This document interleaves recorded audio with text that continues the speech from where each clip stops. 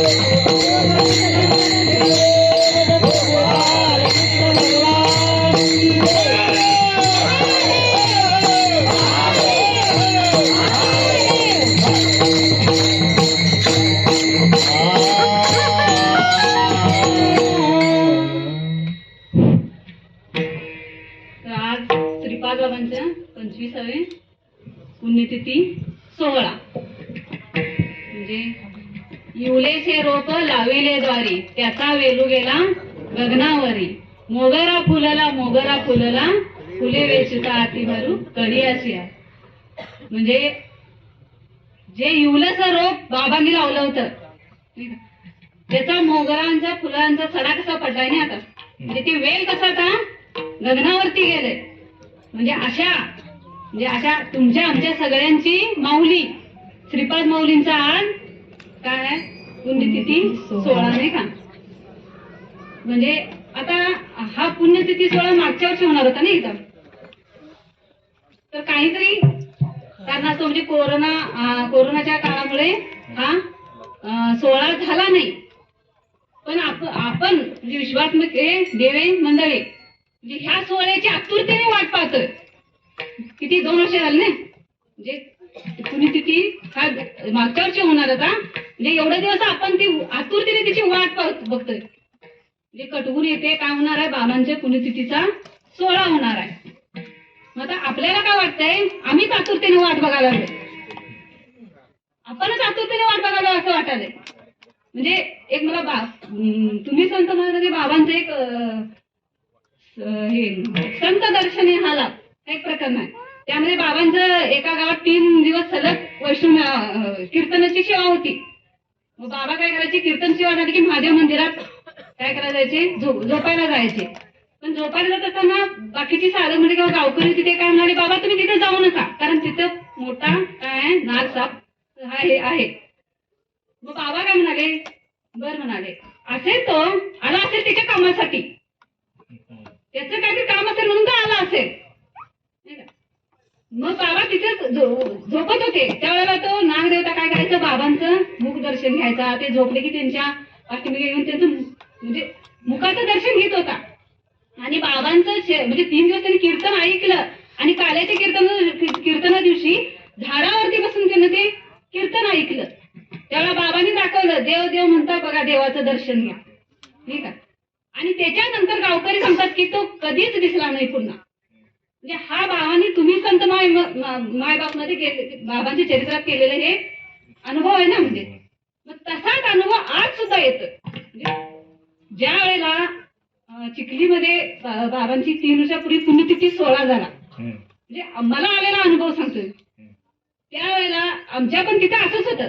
म्हणजे आमच्या इथं पण असं हे नाग म्हणजे सापांची एवढी वस्ती होती की घरात सुद्धा आमच्या अगदी घरात आत भांड्याच्या कपाटावरती असायचे कपडे. म्हणजे असं आत घरात सुद्धा एवढं की जेव्हा माझी मुलगी झोपली तेव्हा मुलगीच्या वर अंगावर पडला तो.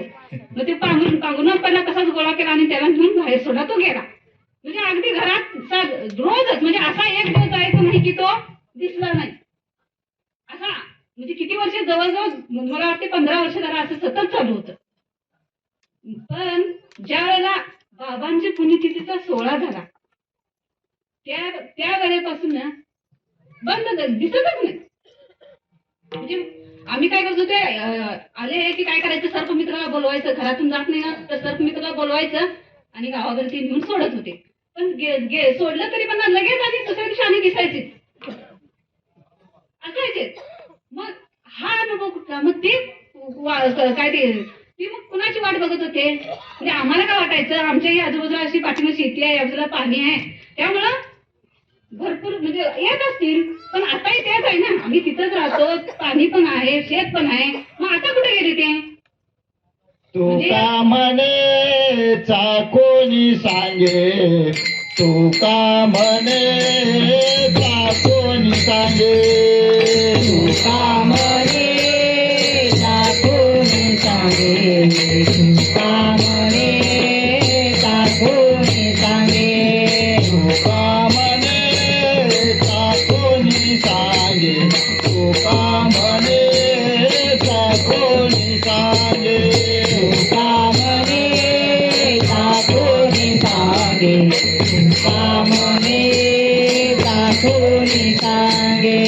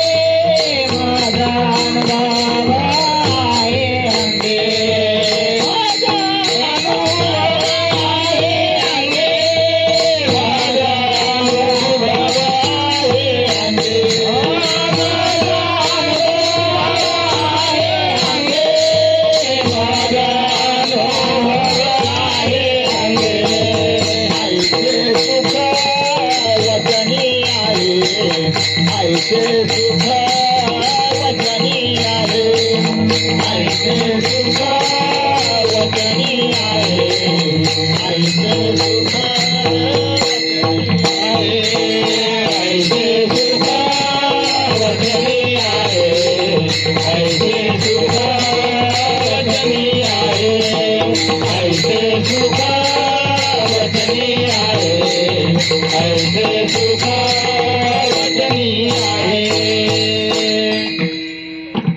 म्हणजे इथं काय सांगायचं की वैष्णव मेळावे ज्या ठिकाणी भरतात, म्हणजे बाबाने एका वैष्णव मेळाव्याचं आपलं वर्णन केलं की हे वैष्णव मेळे ऐकायला म्हणजे बघायला सगळे देव कोडणीमध्ये वैष्णव मेळावा बाबांनी याचं वर्णन केलं की ब्रह्मा विष्णू शंकर हे सगळे काय झाले ह्या सुख सोहळ्याचा आनंद घेण्यासाठी बसलेलं का ह्या वैष्णव मेळाव्याची चर्चा तिन्ही लोकात चालू आहे.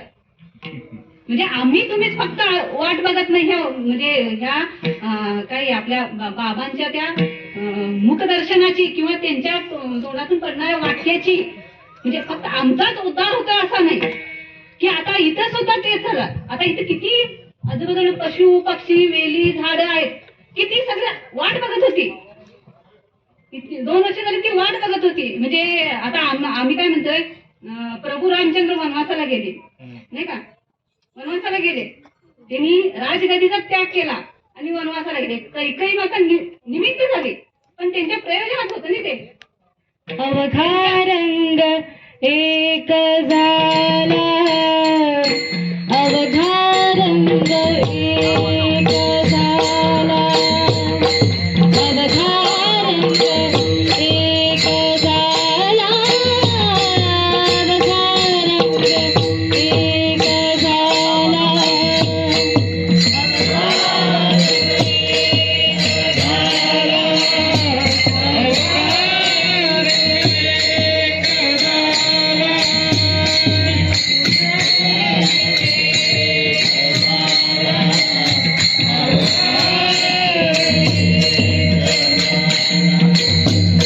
रंगी रंगला श्रीरंग रंगी रंगला श्रीरंग अवघा रंग एक झाला अवघा रंग एक झाला रंगी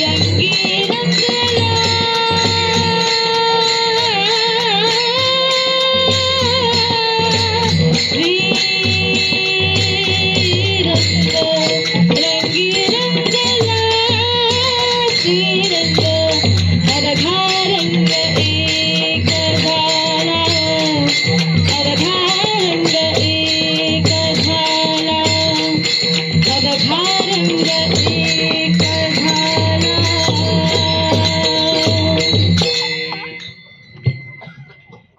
प्रभू रामचंद्र वनवासाला जात होते त्यावेळेला ज्या वाटेने ते जायचे त्या वाटेवरती काय पशु पक्षी वेली झाडं किती किती वर्ष ती वाट बघत बसली होती ना. आपण काय म्हणतो अहिल्याच्या उद्धारासाठी गेले, शबरी मातेला भेटण्यासाठी गेले बरोबर आहे. पण वाटे ज्या ठिकाणी ते वास्तव्य करत होते ज्या वाटेने जायत होते ज्या रस्त्यावर चालत होते तिथली जी जीवजंतू जी दिसत नाही असे कितीतरी त्यांचा उद्धार होत असतोय ह्यांच्या पावन स्पर्शानं नाही का. म्हणजे मग आता त्यावेळेला प्रभू रामचंद्रांचं कसं झालं. मग आता आपल्या श्रीपाद बाबांनी कसं केलं नाही काय. आता 80च्या दशकात 4 अंकी पगाराची नोकरी सोडली. मग काय राजगादी होती का नाही. 80च्या दशकात 4 अंकी पगाराची नोकरी सोडली आणि कुठे गटारावरती घर झोपडी बांधली नाही. माईंना 4 घरची धुनी बांधली करायला लागली. त्यावेळेला घरातलं अन्नधान्य घ्यायचं जेवणाची सोय व्हायची. मग म्हणजे प्रभू रामचंद्रांनी जे केलं ते आता बाबा सुद्धा आपल्यासाठी आता तसं म्हणजे आमच्या इकडे तरी काय याचा वारच नव्हतं. सगळी जंगल आणि सगळी बोरी बोरीची झाडच होती. याचा वारच नाही तिकडं. पण बाबांनी येऊन म्हणजे बाबांनी काही ठिकाणी सांगितलं जावा तिकडे तुमच्या तिकडे काय सगळं वनवासच आहे सगळं ओसच पडलंय. सगळी बोरी बोरीची झाडच आहेत. म्हणजे आता किती मोगरा म्हणजे फुलांचा सडा पडायला नाही तिकडं आता. म्हणजे ह्या गोकुळ केलं म्हणजे ह्या म्हणून ह्या वैष्णव मेळाची चर्चा तिन्ही लोकात होते. मग तुकोबराय का अभंगात म्हणतात जेथे वैष्णवांचा वास धन्य भूमी पुण्य देश पाप नाही ओ कदाची दूत सांगे यमापाशी. काय सांगायला दूत यमाला की जिथं वैष्णवांचा वास असतो ना तिथं एवढं सुद्धा पाप शिल्लक राहत नाही, वासाला सुद्धा पाप शिल्लक राहत नाही. कारण तिथं गरुड ध्वज कसा आहे, गरुड ध्वजांचा समूह आहे आणि तुळशीच्या बागा फुलल्यात आणि प्रत्येकांच्या तोंडात काय चालू आहे आता, श्रीपाद श्रीपाद, श्रीकृष्ण श्रीकृष्ण. मग अशा ठिकाणी काळ सुद्धा यायला घाबरतो. काळ यायला घाबरतो म्हणजे काय, आता चालू आहे मगापासून नाही, मगाशी म्हटले भाऊंनी, म्हणजे जन्म मरणाची भीती आहे का कुणाला. आता सगळे बघा जसं ते पंक्तीला ऐकत श्री कृष्ण गोविंद हरे मुरारी हे नाथ नारायण वासुदेवा. श्री कृष्ण गोविंद हरे मुरारी हे नाथ नारायण वासुदेवा. श्री कृष्ण गोविंद हरे मुरारी हे नाथ नारायण वासुदेवा. श्री कृष्ण गोविंद हरे मुरारी हे नाथ नारायण वासुदेवा.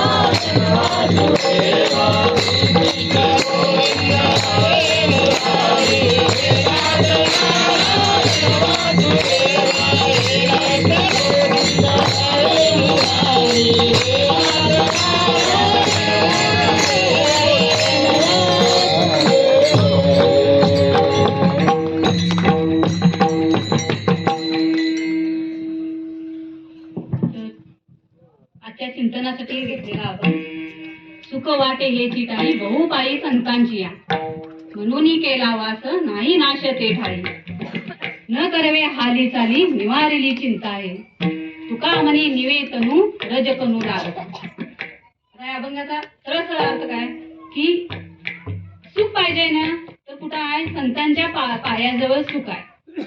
ते पण कसं केवढं आहे, भाऊ हा अपाट आहे, संपत नाही इथलं सुख एवढं आहे. म्हणून काय आता मी इथंच थांबलोय, इथंच स्थिर झालोय, इथंच वास केलोय. का, कारण इथलं सुख नाश न पावणार आहे. न करवे हाली चाली, आता इथून मला हालचाल करण्याची गरज नाहीये, कारण आता चिंता आपली काय झाली निवारली आणि अवघी चिंता वारल्या. हा संत दर्शने हा लाभ, अवघी चिंता वारली. भाग्य आता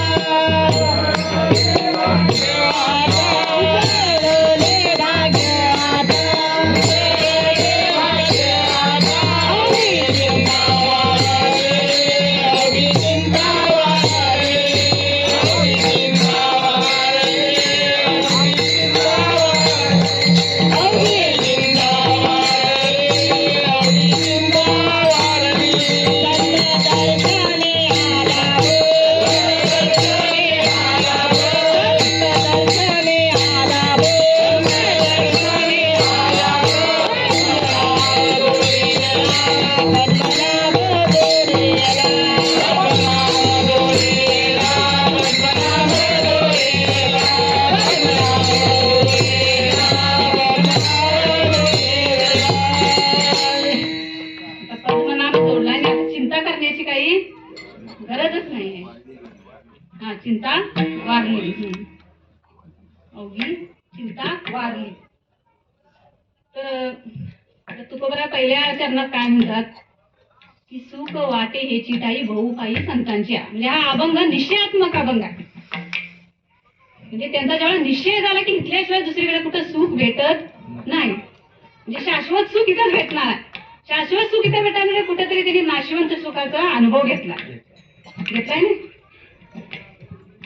म्हणजे तुकोबारायांचं जर जीवनचरित्र बघितलं तर आता काय सांगितलं, त्यांची 65 कोटीची जहागीरदारी होती नाही का, पण राहिली काय, म्हणजे दुष्काळ पडला किंवा ती संपत्ती सुद्धा काय झाली, सुख देऊ शकली नाही. काय त्यांची धर्मपत्नी वारली, मुलगा वारला नाही का, म्हणजे प्रपंचातलं सुख सांगतात. पहिला त्यांनी अनुभव घेतला नाही तो त्या सुखाचे, मग त्यावेळेला ते सांगतात. मग आता त्यांनी अनुभव घेतला, मग आम्हाला तुम्हाला पण तोच अनुभव होता नाही का. आता आम्ही तर काय डायरेक्ट इथं आलेलं नाही, तिथल्या सुखाची अनुभूती घेतली आणि मग तिथं आलं. करत होतं नाही, रात्रंदिवस धडपडत होतो. आता म्हणजे जसं एक मनुष्याचा स्वभावतेच भजनशील, तसं प्रत्येक माणसाला कधी स्वभावाचं सुख पाहिजे असते. अगदी लहान जरी बाळ घेतलं त्याच्या हातात नुसतं ते खेळणं काढून घ्या, लगेच रडायला लागते. म्हणजे त्या स्वभाव का त्याचं कसं आहे, सुख पाहिजे असतंय त्याला. आता कुणाला वाटते सुख नको असा पाहिजे, पाहिजे नाही प्रत्येकाला सुख, तर त्याच्यासाठी धडपड चालू असते आपली. त्याच्यासाठी काय चांगलं शिक्षण घे, चांगलं शिक्षण झालं की चांगली नोकरी मिळेल, चांगली नोकरी मिळाली की चांगल्या पगाराची नोकरी मिळाली की सुख मिळतं. आता नोकरी करणाऱ्यांना माहित आहे नाही, चांगल्या पगाराची नोकरी करणाऱ्यांना माहित आहे काय काय होते ते, कसं काय किती बॉस बोलणं खावं लागतं, काय काय करावं लागतं ते आहे ना, अनुभव आहे. काय चांगल्या पगाराची नोकरी मिळाली, घरदार मोठं म्हणजे काय, आता लग्न करून घ्यायचं, लग्न करून घेतल्यावर सुख मिळतं. घेतलं नाही सुख, लग्न करून सगळे आता इथं अनुभव घेऊन आलेले सगळे हो नाही. काय चांगलं मस्त बंगला बांधाय सगळं केलंय, गाडी घेतलंय, सगळं घेतलंय, पण त्यात पण काहीतरी त्रुटी राहते, ते सुद्धा आपल्याला सगळ्यांचा अनुभव आहे. काय शेतीवाडी असू दे काय असू, सगळं आपल्याला काय करतंय, वाटते सुख आहे यात. असं आपण धावतोय, मृगजळाच्या पाठीमध्ये धावल्यासारखं धावतोय, पण तिथं गेलं की ते सुख नसतंय. सुख पाहता जवा पाडे, सुख पाहता जवा पाडे,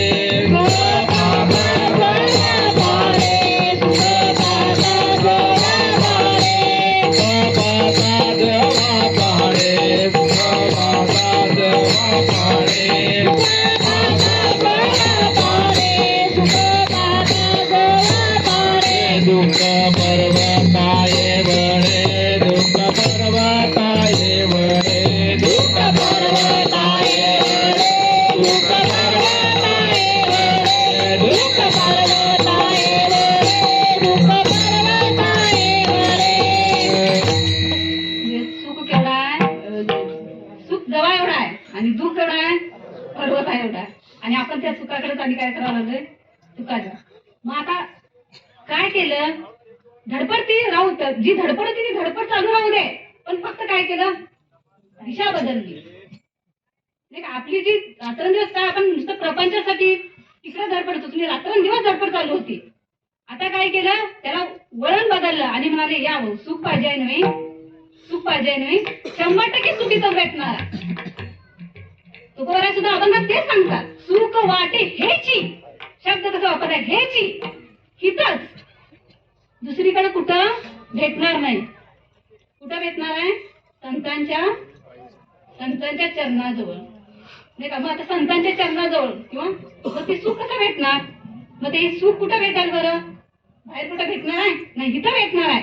मग त्यासाठी काय करून घ्यायला सांगितलं सुरुवातीला, पहिला आता त्याच्यासाठी सांगितलं नाही, सर्व सुखाचे आधार बाप रखुमा देवीवर. कुठं आहे सुख, कुठं आहे, सर्व सुखाचे आधार बाप रखुमा देवीवर. किंवा तुला तो देव एक करुणी घ्यावा, तुला तो देव एक करुणी घ्यावा, तुला तो देव एक करुणी घ्यावा, तुला तो देव एक करुणी घ्यावा.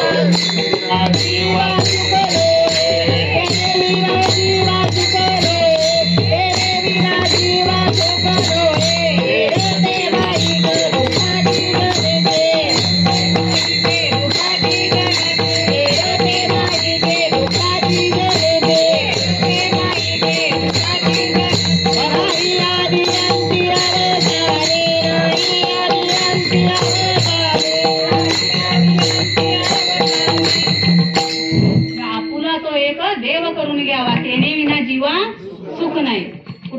घ्यायला सांगितलाय?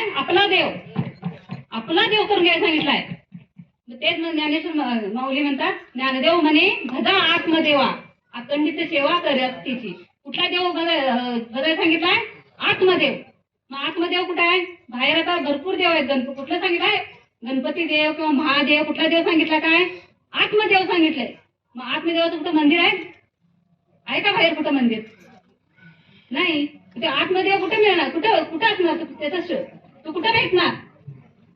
त्याच्यासाठी कुठं आलं पाहिजे? आत्मदेव करून घेण्यासाठी संतांच्या जवळ आलं पाहिजे, संतांच्या चरणाजवळ आलं पाहिजे.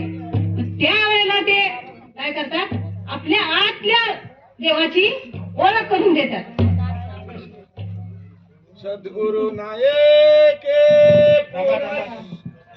देह देवाचे मंदिर, देह देवाचे मंदिर,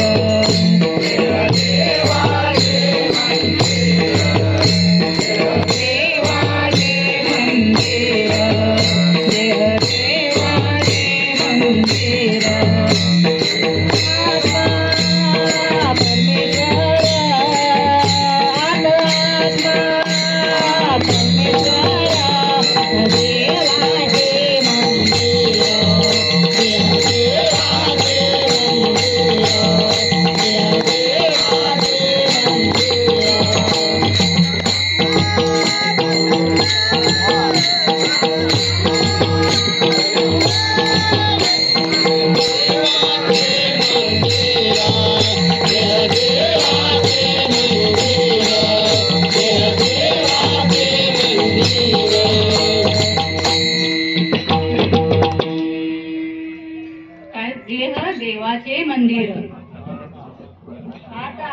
परमेश्वर म्हणजे आतच आहे ना तो. कारण एका ठिकाणी जायचे बघा काय की बाहेरची कुठलीच वस्तू तुम्हाला सुख देणार नाही. ते सूर्य चंद्र तारे काही सुंदर काही असले तरी ती सुख देणार नाही, आणि आतली कुठलीच वस्तू दुःख देणार नाही.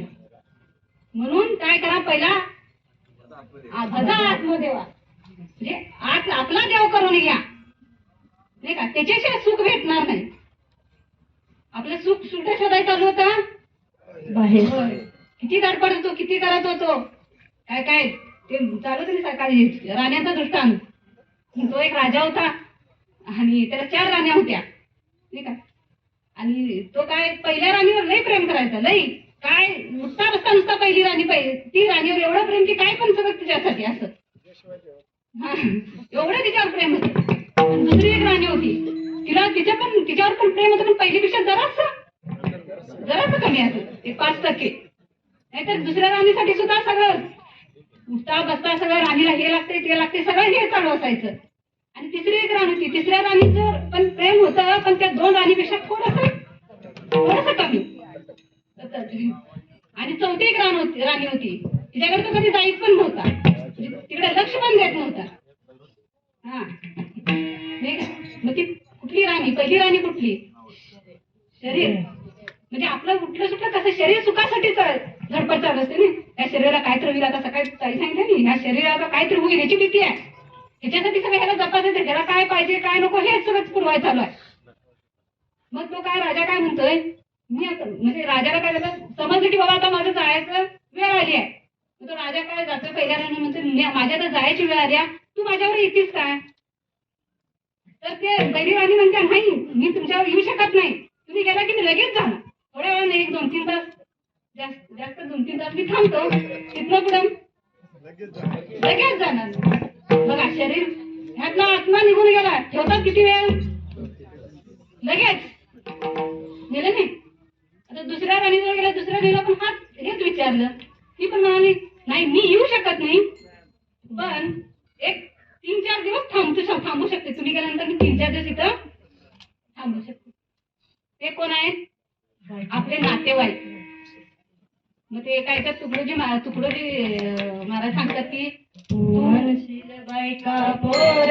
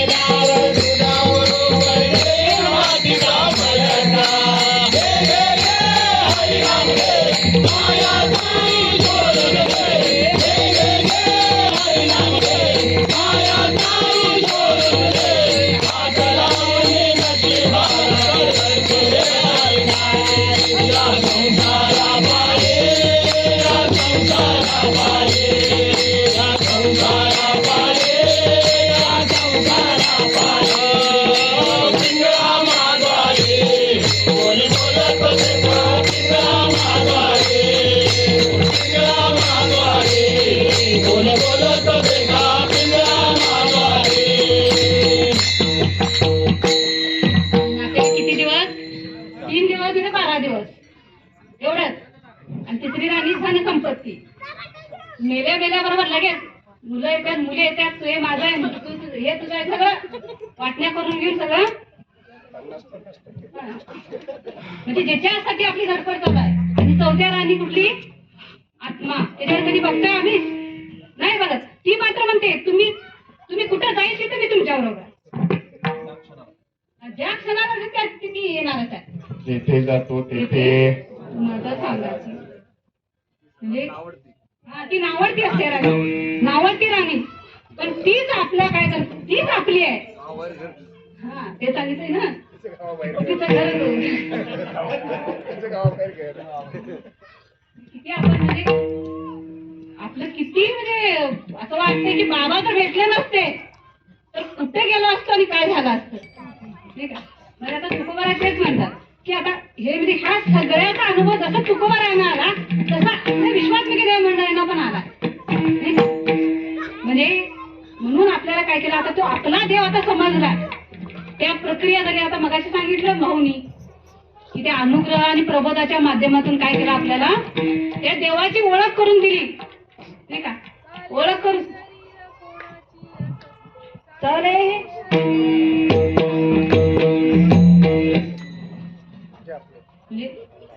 ओळख करून दिली. ओळख करून दिली. सुरुवातीला आपल्याला चिंतन म्हणजे ती अनुग्रहाची प्रक्रिया झाली पाहिजे. बसून चिंतन केलंच पाहिजे. कारण माझं जे संचित आहे ते बाद झाल्याशिवाय पुढचं रिकाम होत नाही. ह्याला रिकाम केल्याशिवाय हे पुढं जाणार नाही. म्हणून काय केलं जातं, तिथं अनुग्रहाच्या माध्यमातून चिंतनला बसून ती प्रक्रिया केली जाते. आणि पुढे प्रबोध देऊन काय केलं जातं, त्याला प्रबोध देऊन संत पार उतरते. आणि तिथून पुढे खरा परमार्थ चालू होतोय. आता कसं आलंय, आता अनुग्रह घेण्यापुरतं किंवा प्रबोध घेण्यापुरतं तेवढी श्रद्धा आणि निष्ठा दाखवायची. आणि पुढे जाऊन काय झालं, आता माझं काम झालं, सोडायचं. पण ते तेवढंच म्हणजे ते सुख आहे, तिथं आहे सुख, पण ते तेवढंच आहे काय?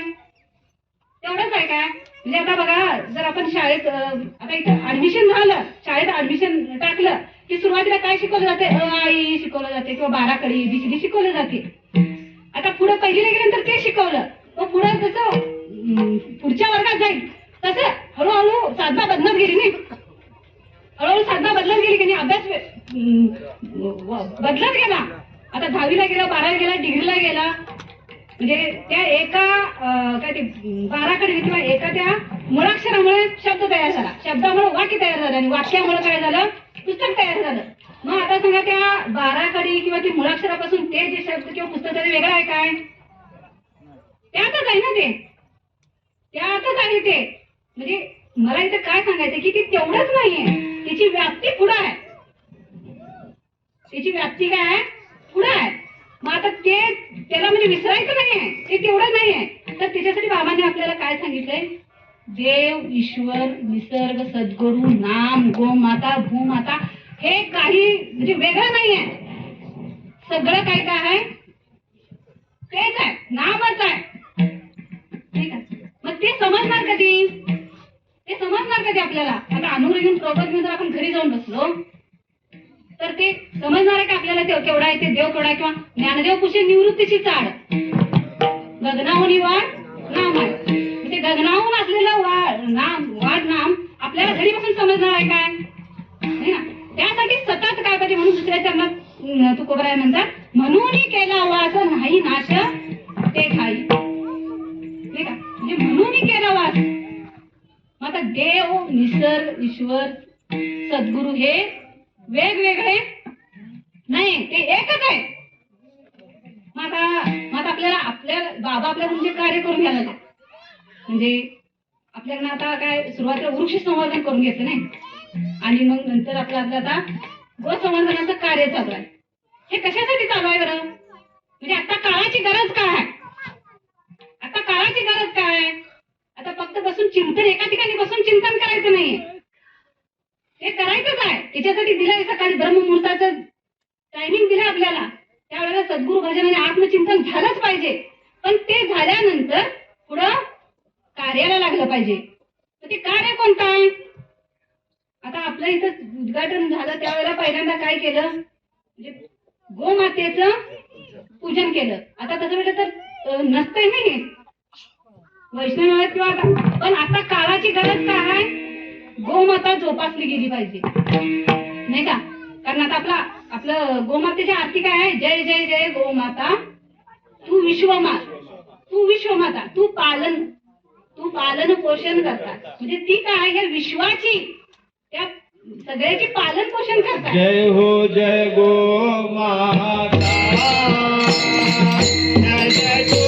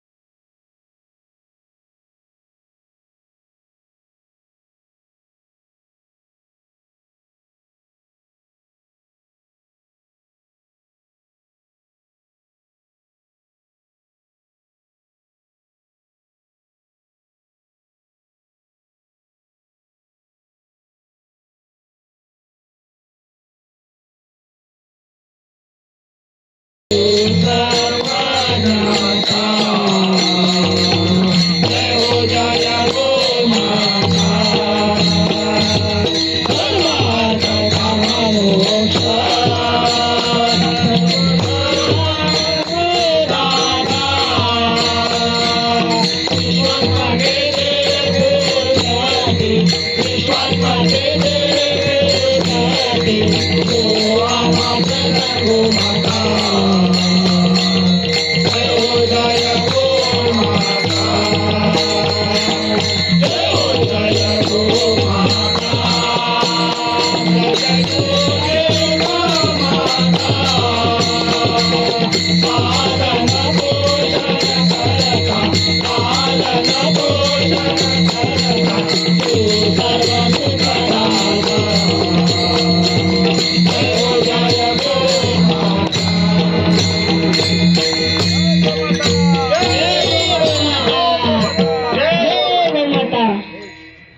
जय गोमाता. ती गोमाता कोण आहे? विश्वाची माता आहे नाही का. आता काल सूत्रे त्यांनी सांगितलं काय कृष्ण काय आहे? आणि गायो विश्वस्य मातरम. गाई गोमाता ही माता आहे. माता आहे विश्वाची विश्वाची माता. माता आहे नाही का. म्हणजे ती आपल्या भूमातेची सुद्धा माता आहे नाही का. मग आता सांगा आपला आपला भारत देश कृषीप्रधान देश आहे ना. काय 70% आपल्या इथं शेती. आपल्या भारताची अर्थव्यवस्था कशावर आधारित आहे?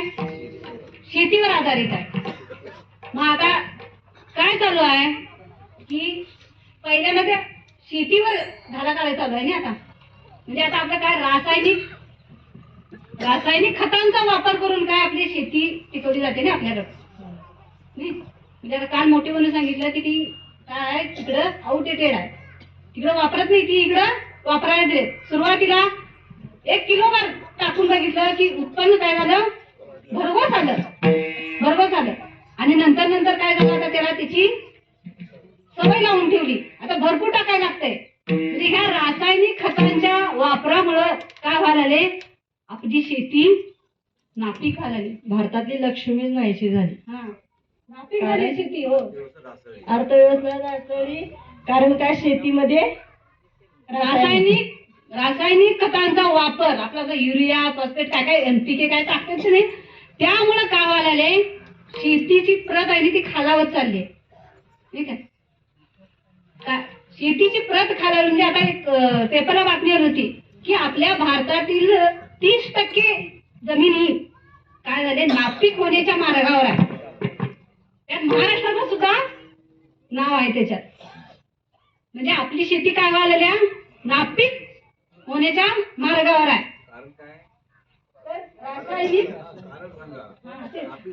कशामुळे? रासायनिक खतांच्या वापरामुळे.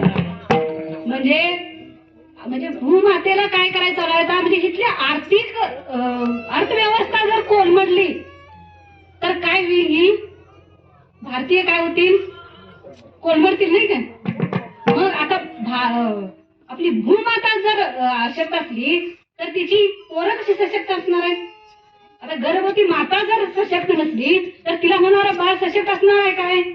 नाही.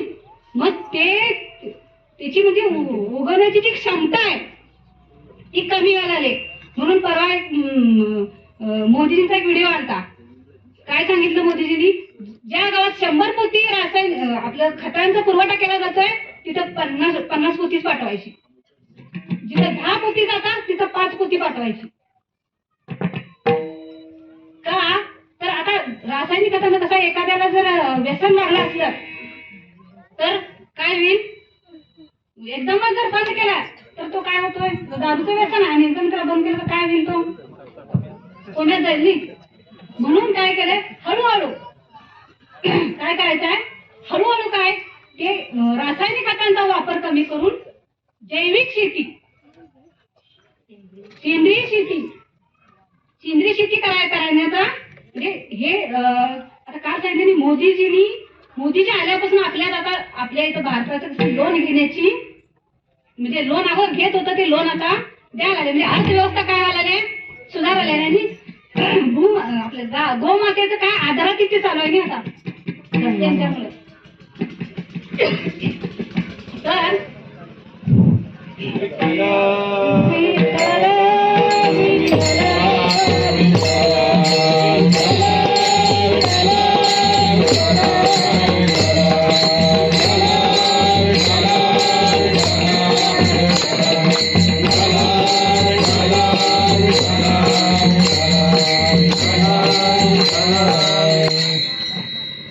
तर काय आलेल्या त्या रासायनिक खतांच्या वापरामुळे आपली शेती वंध्यत्वाकडे चालली आहे. म्हणजे त्याच्यात मात्र त्याला जर सुधारायचं असेल, भूमाता जर सशक्त व्हायचे असेल तर काय झालं पाहिजे? गोमाता पाहिजे. कोण पाहिजे? गोमाता पाहिजे. आता मगाशी म्हणजे गोमय वसे लक्ष्मी, गोमय वसे लक्ष्मी असं का म्हटलंय बरं? आता म्हणजे गोमातेच्या उदरात 33 कोटी देव आहेत नाही का? 33 कोटी देव आहेत, देवांचा वास असतो त्याच्यामध्ये. तर 33 कोटी देव जेव्हा त्या गोमातेच्या उदरात सगळे स्थान मिळवले आणि लक्ष्मी मातेला जाण्यास थोडासा विलंब झाला. त्यावेळेला मग लक्ष्मी माता गेली गोमातेला, म्हणाली आता मी कुठं वास करू तुझ्या उदरामध्ये, कुठं माझ्या जागाच नाहीये.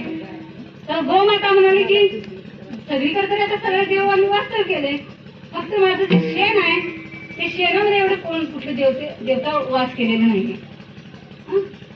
गोमय वसे लक्ष्मी. मग लक्ष्मीचा अर्थ काय? आपण लक्ष्मी म्हटलं की लगेच धन संपत्तीकडे जातोय. मार्गशीर्ष गुरुवार, संपत्ती गुरुवार, मार्गशीर्ष गुरुवार काय याच्यातच आहे.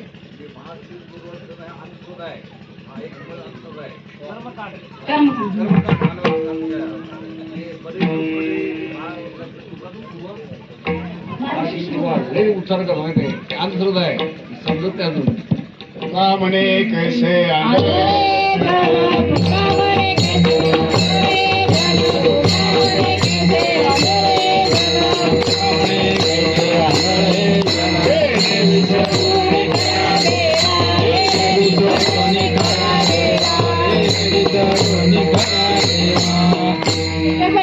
एकनाथ महाराजांनी सांगितले, पाठ मांडूनी वरी बैसविले, वस्त्र अलंकार गुंडारिले, गंध बुक्का लावली आणि काय मना येईल ते नाव ठेवले. पाठ मांडून वस्त्र गुंडाळून चालली निषेध केला तेव्हा.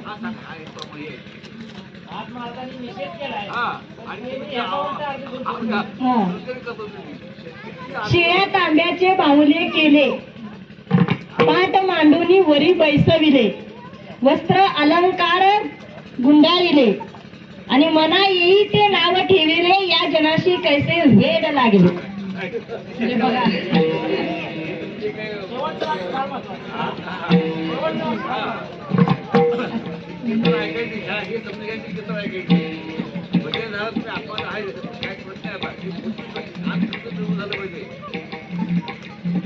ते लक्ष्मी म्हटलं की आपलं लक्ष तिकडे जात आहे. मग आता लक्ष्मी कशावर लक्ष द्यायला सांगितलंय? मीवर. मोठे भाऊ सांगतो की नाही, म्हणजे जर्सी गाईचं हे माणसाला विष आहे, तसं रासायनिक खात हे भूमातेला विष आहे. आता तुम्ही हे रसायन काय टाकता, मी त्याला विष टाकल्यावरती. आता काल सकाळी विषय झाला, मादाचे पोळ नाहीत म्हणे, तर पित्तनाशक हे मारुकणी मधमाशे मेले आणि मधमाशा मेल्यामुळे ते काय पोल्युशन म्हणतात नाही, पॉल्युनेशन त्याला काय म्हणायचं, परागीभवन होत नाही. त्याच्यामुळे तुम्हाला हे म्हणत पीक येत नाहीये. काय कुठे गेलं जे कुठं झालं बघा. माताच अशा म्हणजे माताला अशक्त करायचा चालू आहे. माता वंदच केल्यामुळे मग माता इथं ते गोमय वसे लक्ष्मी म्हणजे मीवर लक्ष केंद्रित करायला सांगितलंय. लक्ष्मी. आता मी म्हणजे कोण? मी म्हणजे आत्मा. आत्मा म्हणजे श्वास. श्वास म्हणजे प्राणवायू नाही का? मला एक हे सांगू की आपल्या गाईचं जे शेण आहे ना, तर ते शेण घातली गाईनं किती ओली असत्या, ती ओली असत्या त्यावेळेला त्या ओल्या शेणामध्ये 23% ऑक्सिजन असते. किती? 23%. नंतर आपण ती शेण कशी आपण वाळवतो ना, वाळवली की त्यात 29% ऑक्सिजन तयार होतो. किती? आता वाळल्यानंतर कधी नाही तर वाढतंय त्यातलं. आणि परत ती शेण ज्याला आपण पेटवतो म्हणजे तो विस्तू तयार होतो. ती पेटवली, ती विस्तू ज्यावेळेला असतो ही लाल भडक, त्यावेळेला त्याच्यामध्ये 38% ऑक्सिजन असते. वाढला, कमी होत नाही, वाढतोय. आणि जर ती विजली म्हणजे राख झाली नाही, राख झाली, थंड झालं, राख झाली की त्यामध्ये विस्कॉस त्याच्यावर 46.6% ऑक्सिजन असते त्याच्यात. आणि राख विस्कॉस त्याच्याबरोबर 38%. आणि ज्यावेळेला तिची राख होते त्यावेळेला 46.6% एवढं ऑक्सिजन त्यातून मिळतं. आणि तेच जर आपण देशी गाईचं तूप टाकून जर ती शेण पेटवली, अजून त्याच्यात म्हणजे शेण देशी गाईचं तूप टाकून, देशी गाईचं तूप टाकून जर ती शेण पेटवली आणि तिची जेव्हा राख होते त्यावेळेला तिच्यात 60% ऑक्सिजन असते. म्हणून आपल्या चिखलीकरांना काय सांगितलं होतं बाबांनी, गाईचं शेण वरच्यावर पकडा, त्याला थापटा, त्याची राख करा आणि ती काय करा, 1 चिमट पाण्यात टाकून ती गोमय वसे लक्ष्मी. मग आता सांगा, जर हेच शेणखत, हेच जर देशी गाईचं जर प्रक्रिया करून ते जर आपण शेताला सोडलो तर शेती काय होईल, आपली भूमाता काय होईल, सुजलाम सुफलाम. सुजलाम सुफलाम. आपण आपली पूर्वज आपले लई छान होते. आम्ही आता काय म्हणतो, आम्ही लई काय ते विज्ञान युगात गेली, ऑनलाईन वाले काय ते प्रयोगशाळेत सगळं तयार केलं, सगळी केमिकल काय काय तयार केलं फास्ट. आता कसं आदल्या दिवशी एवढंच असायचं दोडका किंवा मांगी, त्याला जर औषध मला तर सकाळ उठलं की एवढं मोठं होते. तसं आपले पूर्वज तसे नव्हते. त्यांनी काय केलं होतं, पूर्वी आपल्या अगोदरची गाव कशी होती बघायची, कशी होती, घर असायचं, ते कसलं असायचं, देशी गाईचं शेणानं सारवलेलं घर असायचं, अंगणात देशी गाय असायची. आता देशी गाय सतत ऑक्सिजन देते ना, सोडते पण ऑक्सिजन घेते पण ऑक्सिजन. मग म्हणजे आपण लई सुधारलेले काय ते लई येते. तर पूर्वी हॉस्पिटल नव्हती. समजा गावातला एखादा मनुष्य जर आजारी पडला तर काय करायचं, घेऊन जायचं त्याला मंदिरात घेऊन जायचं. मंदिरात घेऊन गेल्यावर काय करायचं, ते पुजारी काय करायचं, मंदिरात काय असायचं तिथं आता ते काय करायचं, अंगा लावायचं आणि त्याला खायला द्यायचं. करत होते ना. आता काय करतात, डॉक्टर गेलं की आयसीयू मध्ये गेलं तरी काय लावतात, ऑक्सिजन मास्क, नाही का. म्हणजे आपले पूर्वज लई छान आहे का, आपण आता लई म्हणजे आपल्या प्रगती फार आली आहे, पण विकास नाही. म्हणजे आपला भारत देश कसा सुजलाम सुफलाम, ते काहीतरी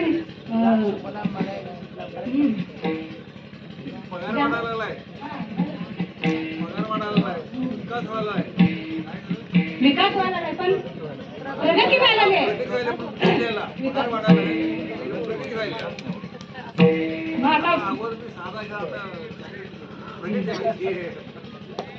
मग आता सांगा, आपण एवढं पैसा मिळवायला आलोय, घर गाडी बंगला सगळं मिळवून ठेवायला, काय बँकेतनी एवढे ठेवायला आलोय.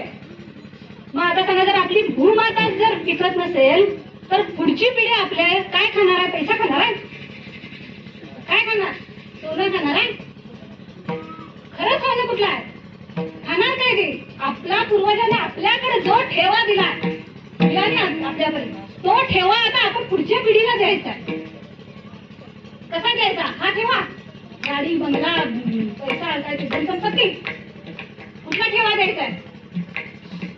म्हणजे आपण काय करायलोय, मुलांच्या भविष्याचं काय करायलोय, वाटतंय आम्हाला आम्ही मुलांचं भविष्य पण कुठं न्यावं लागलंय, अधोगतीला चाललंय ना.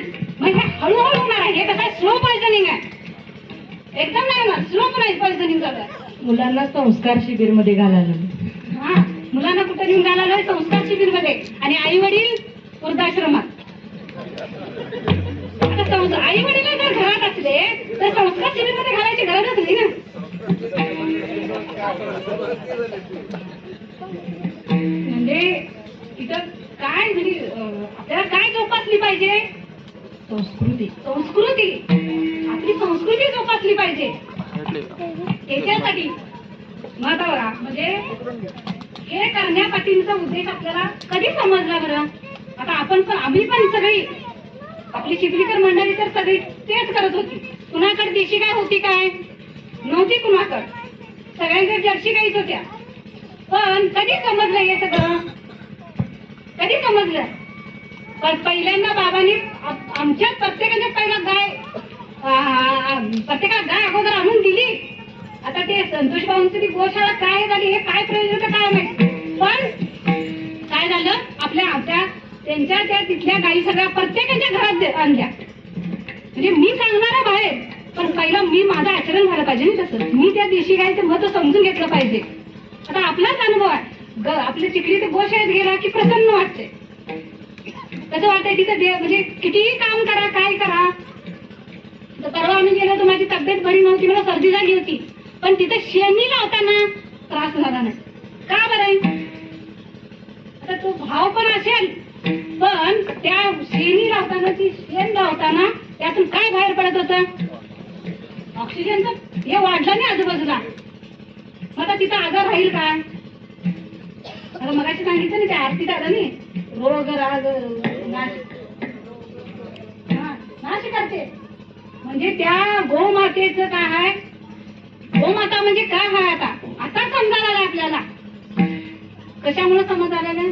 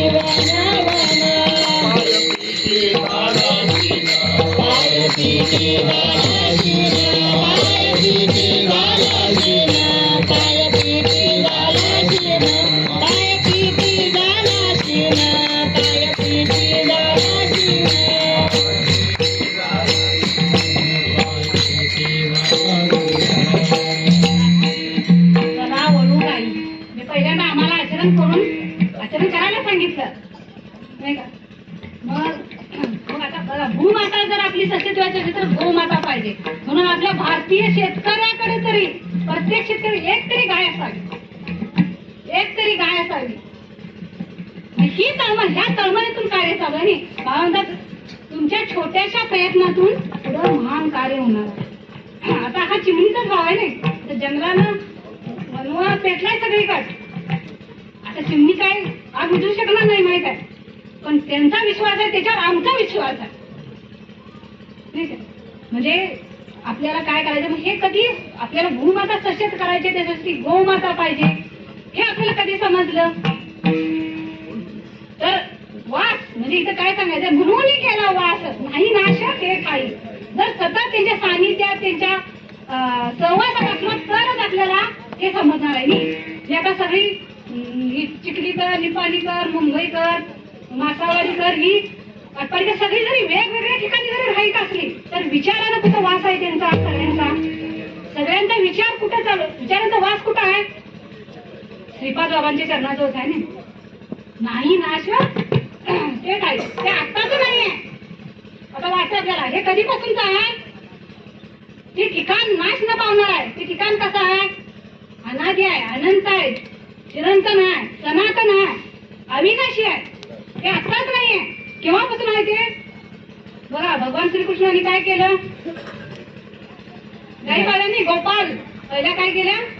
गाई पाळल्या. आणि भगवान श्रीकृष्णाने गाई पाळल्या म्हणून चला वळू नये, चला पाळू गाई. शब्द बदलला बाबांनी. आता चला पाळाला पाळू गाई. म्हणजे भगवान श्रीकृष्णांच्या वेळेपासून चालू आहे ते. त्यांनी गाई पाळल्या, गोवर्धन उचलला. ठीक आहे.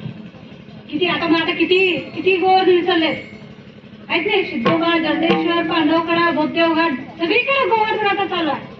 म्हणजे आत्ताच नाही आहे काय. ज्ञानेश्वर माऊली काय म्हणते, नगरीची वसावी जलाशय निर्मावी नाव आणि नावाई नाना.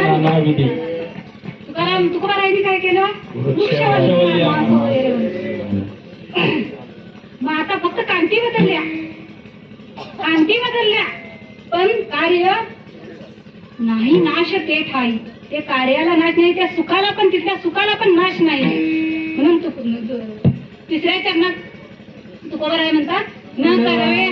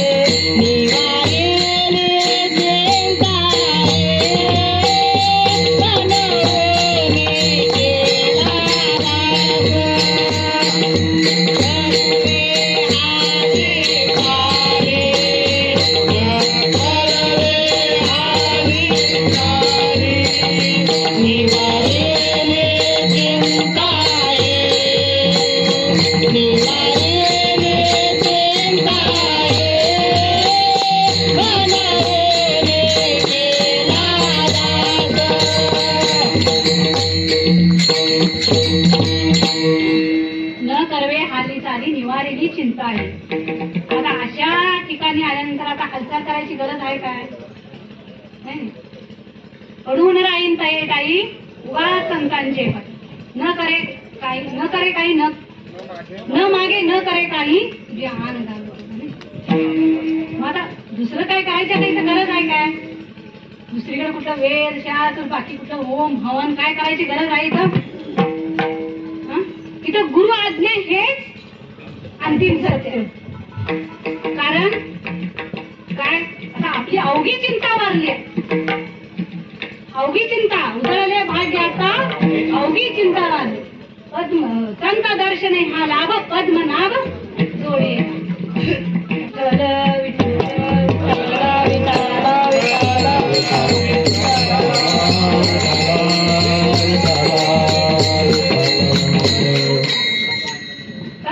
हालचाल करायची गरज नाहीये.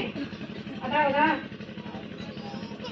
आता ह्याच्यासाठी एक अभंग आपलं एकनाथ महाराजांचा एक अभंग आहे, श्री गुरूंचे नाम मात्र हेची आम्हा वेदशास्त्र. श्री गुरूंचे तीर्थ सकळ तीर्था करी पवित्र. श्री गुरूंचे नाम हेच आमच्यासाठी काय आता वेदशास्त्र सगळ्यांना. मग आता इतर ठिकाणी कुठे जाण्याची होम हवन किंवा ते करण्याची गरज आहे का आता नाही. म्हणजे कुठल्या तीर्थाला जावं, कुठल्या तीर्थात जाऊन आंघोळ करा. आता हे जे कार्य चालू आहे ना, या कार्यामध्ये सगळं काही निघून जाणार. म्हणजे सांगितलं ना, दान करा. कुठले दानाचे पण किती हे आहेत ना प्रकार आहेत. तर ते आपण दान केलं आणि ते जर तो दान घेणार जर त्याचा वापर जर ह्याच्यासाठी आपण निषेध करण्यासाठी जर वापरत असला तर त्याचं पाप आपल्या माथ्यावर येणार नाही. म्हणून आता कुठं दान करायचं सांगितलं, दान कुठं करायचं सांगितलं, काय करायचं ते इथं करा. म्हणजे आता दुसरीकडे कुठं जाण्याची गरज नाही. कारण आता अवघी चिंता वारली. म्हणजे आता बघा, भगवान श्रीकृष्ण आणि अर्जुन दोन्ही.